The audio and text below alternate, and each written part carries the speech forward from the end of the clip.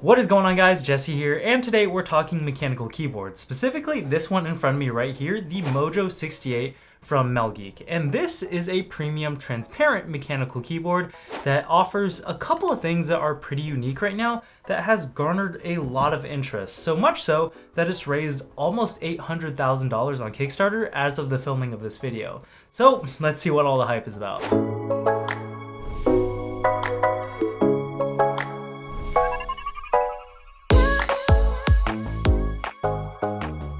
So it's got a 65% layout, which I'm not the biggest fan of just because I like to have my numpad and function keys, but as long as you know what you're getting into, I don't really see this as a problem. What I do like about it though is that it's wireless, connects up to 4 devices at a time, and works with Mac, PC, and Linux, so great compatibility with whatever you want to use it with. And of course, because it's wireless, it also has a built-in battery that is 4,000 milliamps and recharges via USB-C.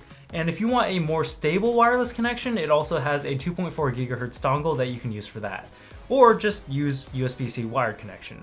So really happy with the connectivity on this. As far as the construction goes, like I was saying earlier, we've got a transparent case that feels like it's made out of a very high quality and thick plastic, and the box says that it weighs 850 grams. I've got a scale here just to double check, but I think it's probably pretty close to that because it definitely does feel pretty hefty for its size. So yeah, on the scale, we've got just under 800 grams, which, you know, not quite 850, but close enough. And I also want to take a second to appreciate the fact that this has a transparent housing and it still looks really good.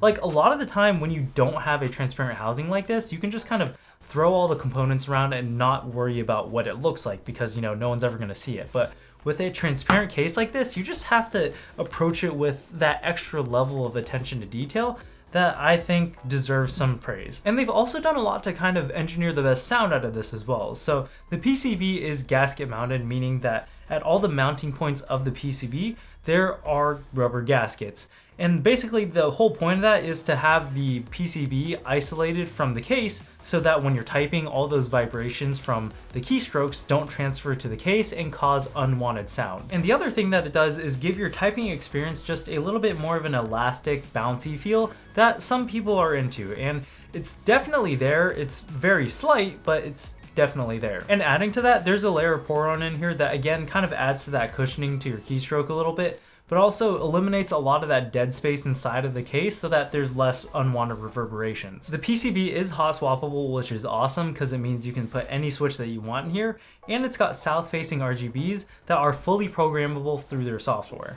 One of the downsides of this though is that even though it's a transparent board, you can't really see the RGB that well. Like, I can turn it on here and you can see that it shines between the keycaps pretty well, but other than that, even though it's a transparent board, you can't really see it out around the sides or anything like that. And I feel like a lot of the reason that people like transparent boards in the first place is that you can see the RGB throughout the entire board and gives it a glowing effect that this just doesn't have. You do get a ton of customization options though, with 6 different colors to choose from. This one is the pigeon colorway.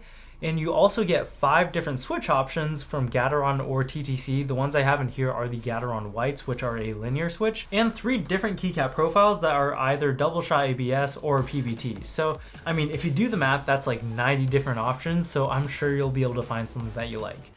Anyways, that's pretty much everything about the keyboard, so with that, let's get into the sound test. So I'm just gonna take this mic and bring it down and stop talking.